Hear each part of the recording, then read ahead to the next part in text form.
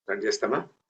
శుక్లాంబరధరం విష్ణుం శశివర్ణం చతుర్భుజం ప్రసన్నవదనం ధ్యాయే ఉపశాంతయే సదాశివసమారంభాం శంకరాచార్యమధ్యమాం స్మదాచార్యపర్యంతం వందే గురు పరంపరాం.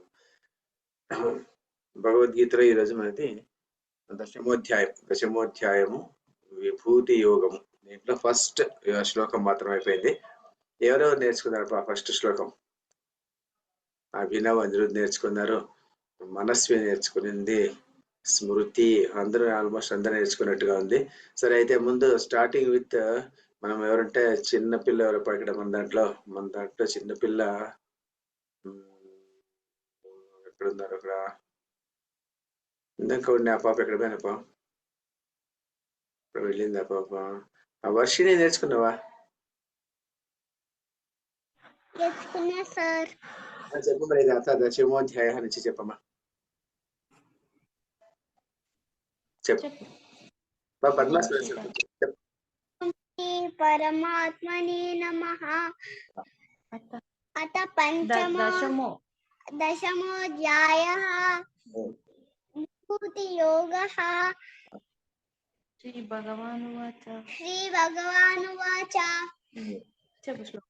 भूय एव महाबाहो शृणु मे परमन्वचः। यस्ते हम प्रियमाणाय वक्ष्यामि हितकाम्यया. వెరీ గుడ్, బాగా నేర్చుకున్నాను. గుడ్. మనస్వి చెప్పమి.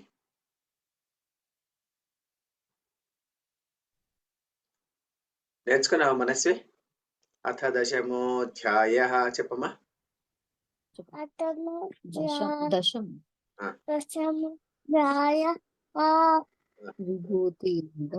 విభూతియోగః. శ్రీభగవానువాచ శ్లోకం.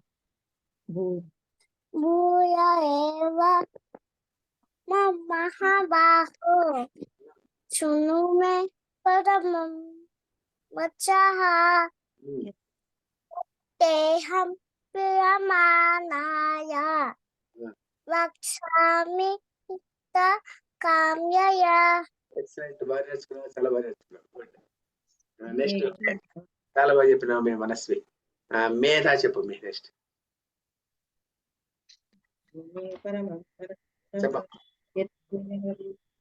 ఎవరు మ్యూట్ చేసుకోవాలా మేడం? మ్యూట్ చేసుకోవాలా మీరు? ఉషశ్రీ మేడం మ్యూట్ చేసుకోండి మేడం. మేధ చెప్పమ్మా.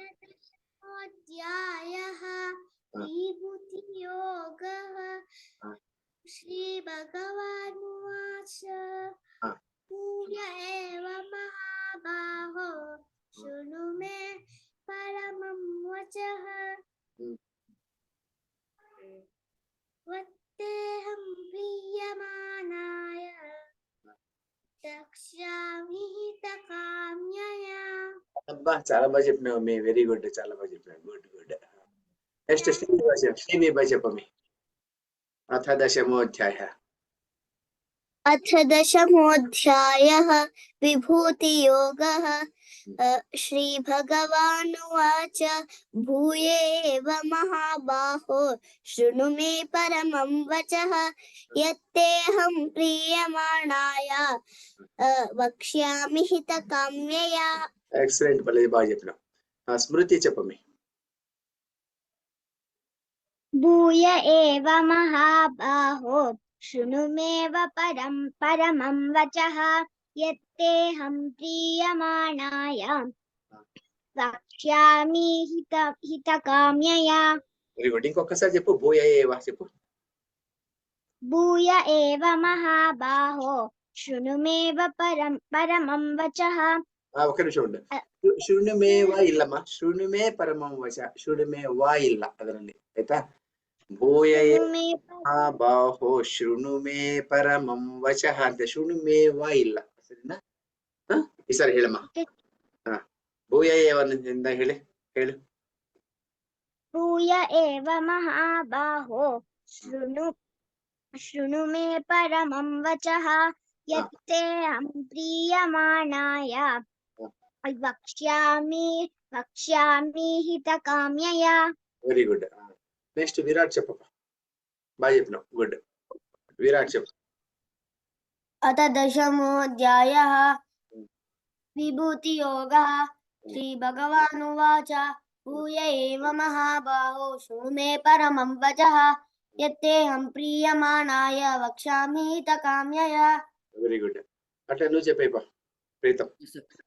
अथ दशमोऽध्यायः विभूतियोगः। श्रीभगवानुवाच भूय एव महाबाहो शृणु मे परमं वचः यत्तेऽहं प्रीयमाणाय वक्ष्यामि हितकाम्यया। Good good, very good. అట్లా అనిరుద్ధ చెప్పమ్మా. అనిరుద్ధ. अथ दशमोऽध्यायः विभूतियोगः। श्रीभगवानुवाच भूय एव महाबाहो शृणु मे परमं वचः यत्तेऽहं प्रीयमाणाय वक्ष्यामि हितकाम्यया। Very good. ओम श्री परमात्मने नमः। श्रीमद्भगवद्गीता अथ दशमोऽध्यायः विभूतियोगः। श्रीभगवानुवाच भूय एव महाबाहो शृणु मे परमं वचः यत्तेऽहं प्रीयमाणाय वक्ष्यामि हितकाम्यया। Yes, sir. ओम श्री परमात्मने नमः। अथ दशमोऽध्यायः विभूतियोगः। श्रीभगवानुवाच भूय एव महाबाहो शृणु मे परमं वचः यत्तेऽहं प्रीयमाणाय वक्ष्यामि हितकाम्यया। Thank you. ओम श्री परमात्मने नमः। अथ दशमोऽध्यायः विभूतियोगः। श्रीभगवानुवाच भूय एव महाबाहो शृणु मे परमं वचः यत्तेऽहं प्रीयमाणाय वक्ष्यामि हितकाम्यया। మేడం చదువుతారా మీరు? వేస్తాను సార్. అదేంటి మేడం? శ్రీమద్భగవద్గీత దశమోऽధ్యాయः విభూతియోగः. శ్రీభగవానువాచ భూయ ఏవ మహాబాహో శృణు మే పరమం వచః యత్తేహం ప్రీయమాణాయ వక్ష్యామి హితకామ్యయా. నెక్స్ట్ కార్తీక్ చెప్తావా? నెక్స్ట్ శ్లోకం చెప్తావా? నమే విదుః సురగణాః न मे विदुःसुरगणाः न मे विदुःसुरगणाः न मे विदुःसुरगणाः ప్రభవం న మహర్షయః प्रभवं न महर्षयः प्रभवं न महर्षयः प्रभवं न महर्षयः न मे विदुः सुरगणाः प्रभवं न महर्षयः न मे विदुःसुरगणाः प्रभवं न महर्षयः न मे विदुःसुरगणाः प्रभवं न महर्षयः न मे विदुःसुरगणाः प्रभवं न महर्षयः अहमादिर्हि देवानाम् अहमादिर्हि देवानाम् अहमादिर्हि देवानाम् अहमादिर्हि देवानाम्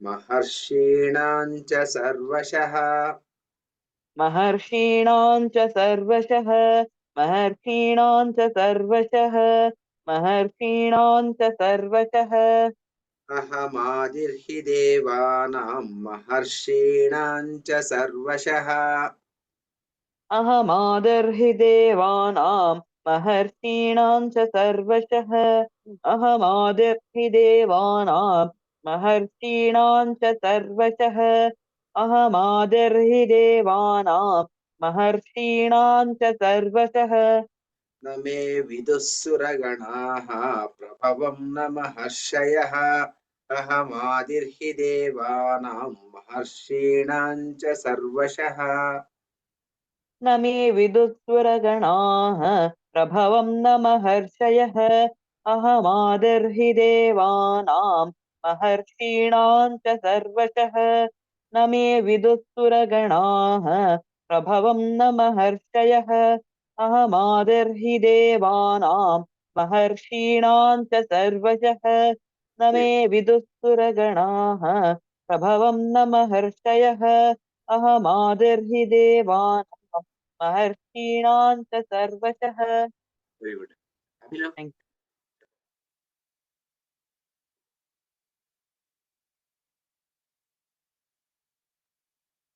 Yes. न मे विदुःसुरगणाः प्रभवं न महर्षयः अहमादिर्हि देवानां महर्षीणां च सर्वशः.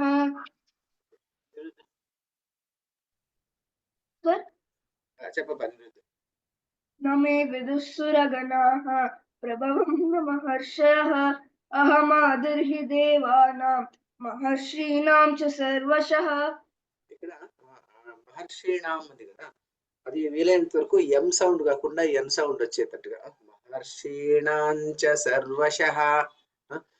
నా ముద్ద ఓకేనే, బట్ అయితే మోర్ యాప్ట్ మహర్షిణాంచ సర్వశః. సరేనా? महर्षीणां च सर्वशः. Very good. ప్రణీష చెప్పమ్మా. ప్రణీష. Yes, sir. न मे विदुःसुरगणाः प्रभवं न महर्षयः अहमादिर्हि देवानां महर्षीणां च सर्वशः. Very good. శ్రీవిభా చెప్పమ్మా. Thank you, sir. నమే విదుస్సురగణాః न मे विदुःसुरगणाः ప్రభవం న మహర్షయః प्रभवं न महर्षयः అహమాదిర్హి దేవానాం आदिर्हि देवानां మహర్షీణాం చ సర్వశః. महर्षीणां च सर्वशः. Very good. ప్రీతం దత్త చెప్పమ్మా. Yes, sir. न मे विदुःसुरगणाः प्रभवं न महर्षयः अहमादिर्हि देवानां महर्षीणां च सर्वशः.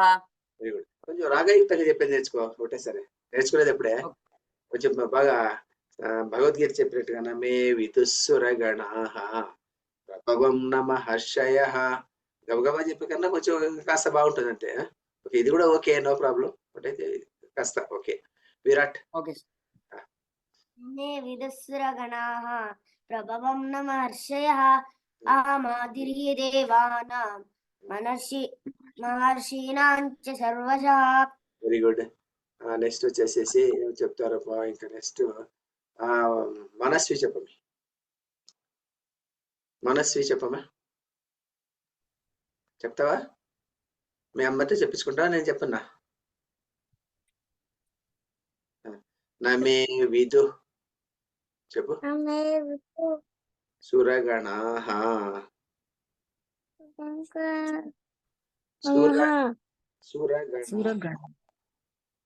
సురగణాః ప్రభవం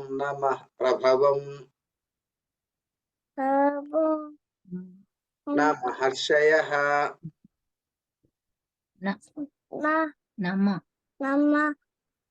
నమ ಅಂತ చెప్పించింది. న మహర్షయః. నా వేరే నమ వద్దు. న మహర్షయః. మహర్షయమ్మ. న మహర్షయః ప్రభవం మహర్షయః అహమాదిర్హి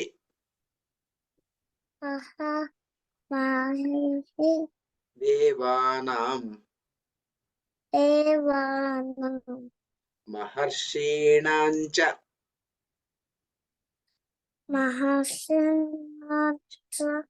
సర్వశః. Very good. నెక్స్ట్ మేధా చెప్పమ్మా.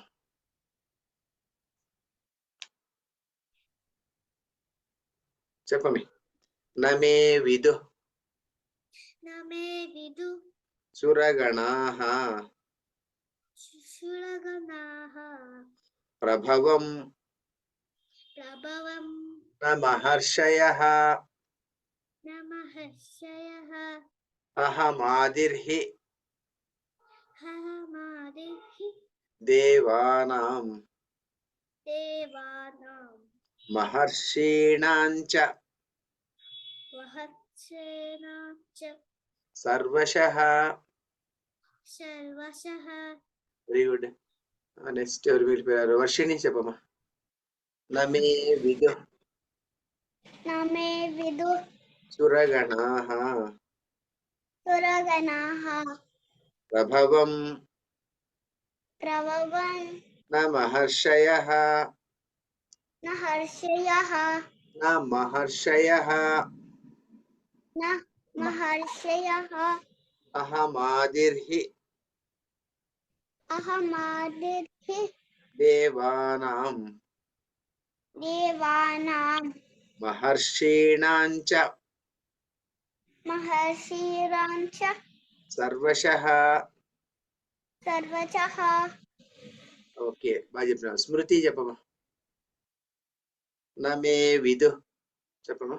నమే విదుసురగణాః ప్రభవం న మహర్షయः అహమాదిర్హి దేవానాం మహర్షీణాం చ సర్వశః. Very good. Okay, good. Vinay, you have joined now. Can you read out? Yes, sir. Can you let me know what sloka we are reading right now? I just joined. 10th chapter, second shloka. 10th chapter, second sloka. Okay, I will just. By the time I will ask Ushasri madam to read. By the time Okay, okay, it's fine. search the page. I'll Okay. be quick. Madam, చెప్పండి madam. Ushasri madam. నమే విదు. నమే విదుః సురగణాః ప్రభవం న మహర్షయః అహమాదిర్హి దేవానాం మహర్షీణాం చ సర్వశః. చెప్పండి madam. Sir, ఇది 10వ అధ్యాయానికి వచ్చేసినారు ఏంటి సార్? మధ్యలో ఇంకా 2 అధ్యాయాలు. ఉన్నాయి మేడం. అంటే Yes, sir. అక్కడొకటి చెప్తున్నాను మేడం. వీళ్ళకి పిల్లలకి ముందు నుంచి అట్లా ఉంది. 17th అయిపోయింది, ఇప్పుడు 15th అయిపోయింది, 11 కాలేదు, 17 అయిపోయింది, 11 అయిపోయింది, 6 అయిపోయింది, 5 అయిపోయింది, 6 కాలే 5 అయిపోయింది, 4 3 2 1 అయిపోయింది. అట్లా 5 10th మేడం. ఇప్పుడు 10th విభూతి యోగం అని అట్లా 12th అయిపోయింది. కొంతమందికి అయింది, కొంతమందికి కాలేదు. మధ్యలో 2 మిస్ అయినాయి. అలా మిస్ అని కాదు మేడం, మళ్ళీ ఎప్పుడో వస్తుంది అట్లా. వినయ, read out. Yes, sir. I can say, sir. నమే విదుఃసురగణాః ప్రభవం న మహర్షయః అహమాదిర్హి దేవానాం మహర్షీణాం చ సర్వశః. వెరీ గుడ్ వినయ. వినయ, afterwards, sometime later, you can plan Yes. for recital with your mother. We can sing today, sir. We haven't prepared Annamacharya song, but we can sing Govindashtakam. We are trying to practice the Annamacharya songs too. We will sing it next time. Then Bharati will be integrated today. Then you have to open the video also at that time. Okay, sir. Okay, whenever you are ready for it, you can do it. Okay, sir. We heard it long back. No, that is why. Okay. Yeah. Okay. Is it possible to do it today? Okay, no problem. Once this Okay, is okay, sir. we'll do it. Okay, sir. అందరిది అయిపోయింది కదా? అందరిది అయిపోయింది. Okay, ఎవరు మిగిలిపోలేదు. Next శ్లోకం. Next శ్లోకం ప్రణేష చెప్తామా? ప్రణేష యో మామజమనాదించ यो मामजमनादिञ्च यो मामजमनादिञ्च यो मामजमनादिञ्च వేత్తి లోకమహేశ్వరం वेत्ति लोकमहेश्वरं वेत्ति लोकमहेश्वरं యో लोकमहेश्वरं మామజమనాదించ వేత్తి లోకమహేశ్వరం यो मामजमनादिञ्च वेत्ति लोकमहेश्वरं यो मामजमनादिञ्च वेत्ति लोकमहेश्वरं यो मामजमनादिञ्च वेत्ति लोकमहेश्वरम् అసమ్మూఢః సమర్థ్యేషు असम्मूढः समर्थ्येषु असम्मूढः समर्थ्येषु असम्मूढः समर्थ्येषु सर्वपापैः प्रमुच्यते सर्वपापैः प्रमुच्यते सर्वपापैः प्रमुच्यते सर्वपापैः प्रमुच्यते असम्मूढः समर्थ्येषु सर्वपापैः प्रमुच्यते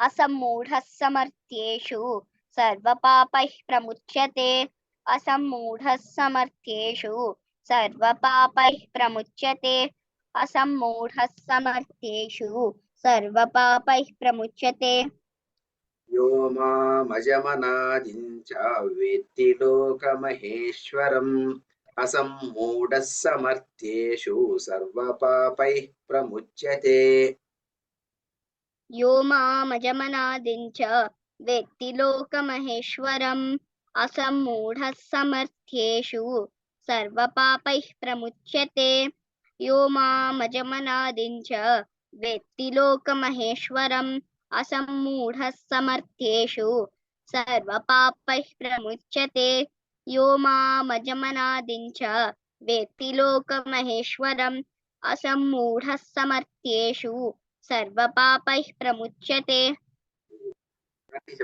thank you sir Yes, sir. यो मामजमनादिं च वेत्ति लोकमहेश्वरम् असम्मूढः समर्थ्येषु सर्वपापैः प्रमुच्यते. प्रीतम చెప్తా చెప్పు ఓకే సార్ यो मामजमनादिं च वेत्ति लोकमहेश्वरम् असम्मूढः समर्थेषु सर्वपापैः प्रमुच्यते ఒకసారి చెప్పు यो मामजमनादिं च वेत्ति लोकमहेश्वरम् असम्मूढः समर्थेषु सर्वपापैः प्रमुच्यते यो मामजमनादिं च वेत्ति लोकमहेश्वरम् असम्मूढः समर्थेषु सर्वपापैः प्रमुच्यते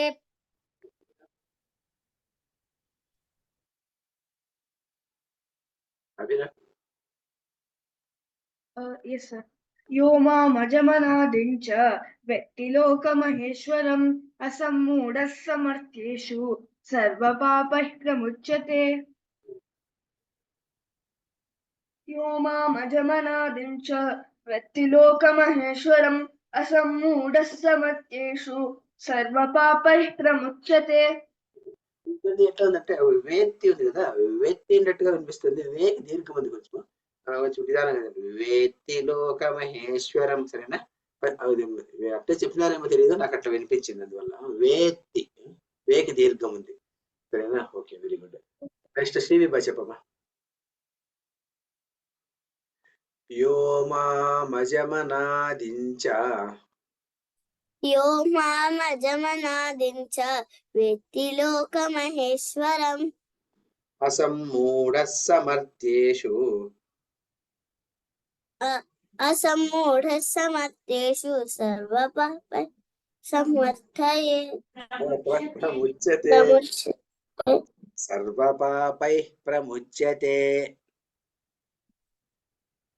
చెప్పు सर्वपापैः प्रमुच्यते सर्वपापैः प्रमुच्यते వెరీ గుడ్ నెక్స్ట్ స్మృతి చెప్పమ్మా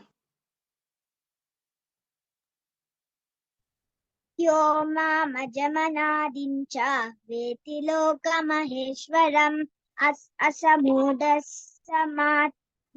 అట్లా కదమ్మీ అసమ్మూఢ సమర్థ్యేషు असम्मूढ समर्थ्येषु असम्मूढः समर्थ्येषु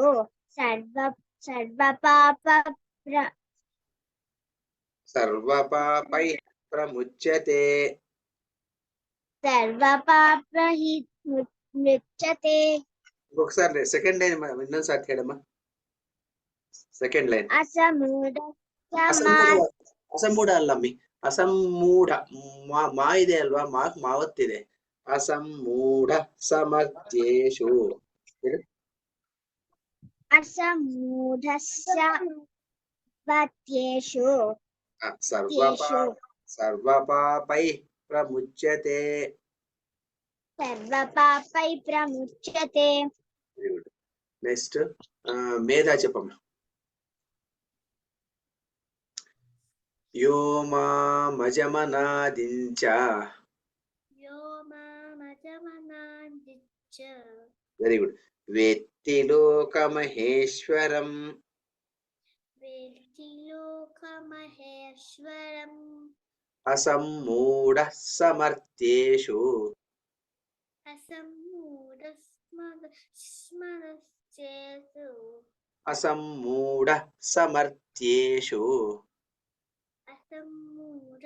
సమర్థ్యేషు. సర్వపాపై ప్రముచ్యతే.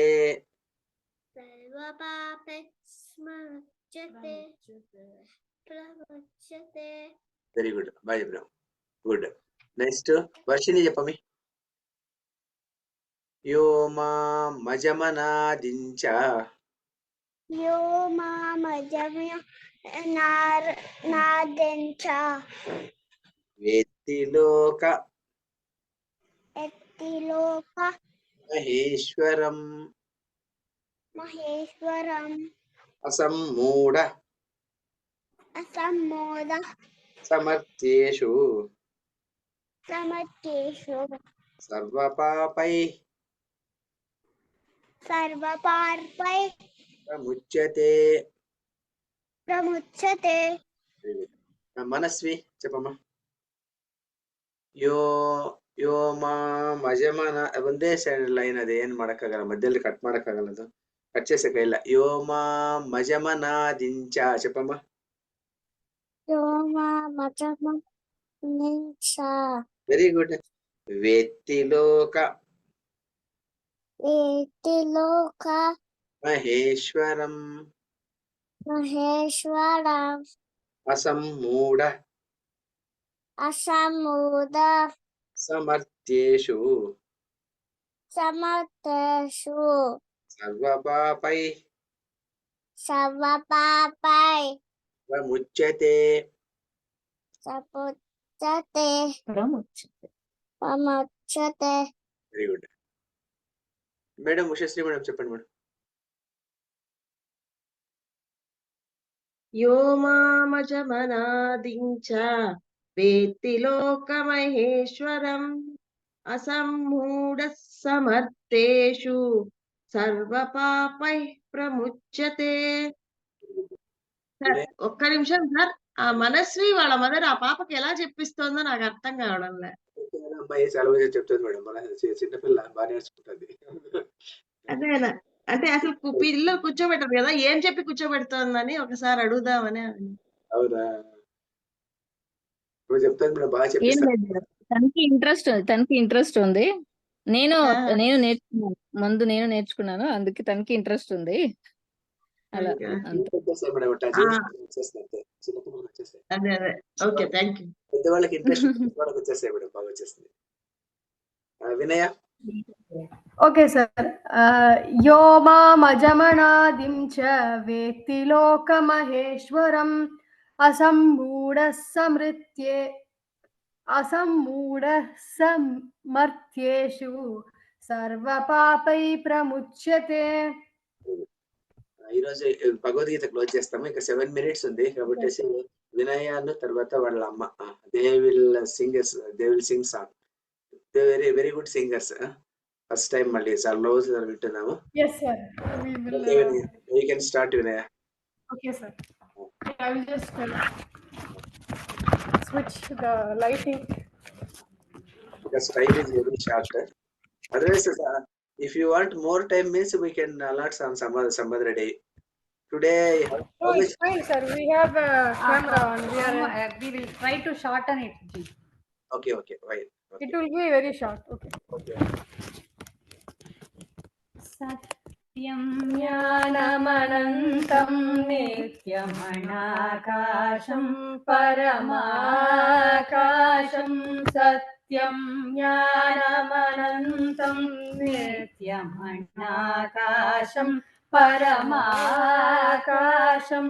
Goshtaprangana linkanalola manayasam परमायासं माया कल्पितनानाकारमणाकारं भुवनाकारं श्यामानाथमनाथं प्रणमत गोविन्दं परमानन्दम् मृत्स्नामत्सिर्येति यशोदा ताडनशैशवसन्त्राशम् व्यादितवक्त्रालोकितलोकचतुर्दशलोकादिम् लोकत्रयमुरमूलस्तम्भं लोकालोकमनालोकम् लोकेशं परमेशं प्रणमत गोविन्दं परमानन्दम् त्रयीविष्टपरिपुवीरग्नं श्रुतिभारग्नं भवरोगग्नं कैवल्यं नवनीताहारमणाहारं भुवनाहारं कैवल्यस्फुटचेतो वृत्तिविशेषाभासमनाभासम् शैवं केवलशान्तं प्रणमत गोविन्दं परमानन्दम् गोपालं प्रभुलीला विग्रह गोपालं कुलगोपालं गोपीकेलन गोवर्धन धृतिलीला लालित गोपालम् गोविर्निगदित गोविन्द स्फुटनामाणं बहुनामाणं गोपी गोचरदूरं प्रणमत गोविन्दं परमानन्दम् गोपीमण्डल गोष्ठी भेदं भेदावस्तमभेदाभावम् शश्वतो गुरनिर्दूतोद्गतधूलीधूसर सौभाग्यम् श्रद्धा भक्ति कृतीतानन्दमचिन्त्यं चिन्तित सद्भावम् चिन्तामणि महिमानु प्रणमत गोविन्दं परमानन्दम् स्नानव्याकुलयोषिद्वस्त्रमुपादायागमुपारूढम् व्याधिसन्तिरिगवृत्वस्त्र दातुमुपाकर्षन्तं ता निर्दूतद्वयशोकविबोधं बुद्धं बुद्धेरन्तस्तम् सद्रामात्र शरीरं प्रणमत गोविन्दं परमानन्दम् कान्तं कारणकारणमादिमनादिं कालगणाभासम् कालिन्दीगतकालीय शिरसि शृणुत्यन्तं मृदुरत्यन्तम् कालं कालकलातीतं कलिगाशेषं कलिदोषग्नं कालद्रयगतिहेतुं प्रणमत गोविन्दं परमानन्दम् वृन्दावन भुवि वृन्दारगण वृन्दानारित वन्देहम् कुञ्जामामलमन्दस्मेदसुधानन्दं सुहृदानन्दं वन्द्यशेषमहामुनिमानस वन्द्यानन्दपदद्वन्द्वं वन्द्याशेषगुणाभिं प्रणमत गोविन्दं परमानन्दम् गोविन्दं परमानन्दम् गोविन्दं परमानन्दम् गोविन्दाष्टकमेतदधीते गोविन्द अर्पितचेताय गोविन्द अच्युत माधव विष्णु गोकुलनायक कृष्णेति गोविन्दाग्रि सरोज ज्ञान सुधाजल दौत समस्तागः गोविन्दं परमानन्दामृतमन्तस्तं समर्पयति। Thank you, sir. Thank you, sir. Very good, madam. Very nice. After so many days. Okay, first I will close the subject. Very good, very good. Everybody should congratulate them. Thank you, sir. Thank you, sir. When I will close the very nice song. first I will close. Thanks. Very nice. Very nice song.